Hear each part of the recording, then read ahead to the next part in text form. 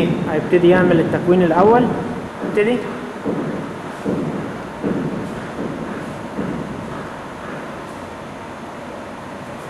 فرعون واحد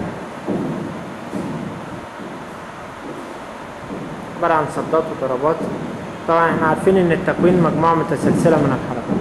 تمام كده نهى التكوين الأول. تمام هنبتدي بقى في التكوين الثاني.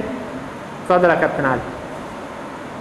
ده دفاع، يبتدي يتحرك بخطوات، صدة ضربة. في الضربات الثنائية والصدات الثنائية. طبعا السرعة اللي بيقوم بيها بالأداء السرعة العادية جدا. تمام ده اللي هو فرعون ايه 2. طيب بالنسبة لفرعون 3 مجموعة متكررة من ضربات الرجلين على خطوات ثابتة، صدات ضربة صدات في الوضع الخلفي. بعد كده مجموعة الضربات. واضح ان التكوين اليمين زي الشمال بتاعه. تمام دي خطوات عشان يرجع ايه في نفس المكان اللي هو ايه واقف فيه من بداية التكوين. تمام كده فرعون 3.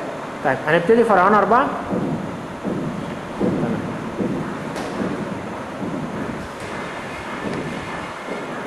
مجموعة ضربات الرجل نفس القدم. طبعا ده عشان إظهار المهارة في استعمال القدم.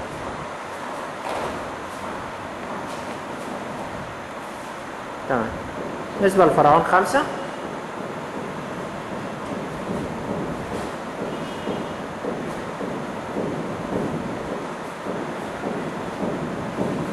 طبعا من الواضح ان احنا في فرق كبير جدا بين التكوينات والخمس كتات الاولى مثلا في الكاراتيه او الخمس بومزات الاولى في التايكوندو.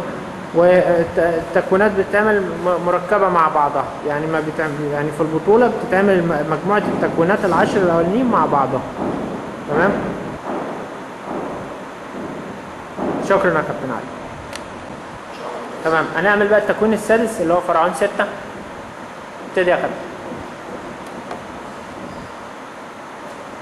هنا بتشتغل في وضع منخفض قريب من الوضع الارضي. تمام ده فيها مهارة جامدة.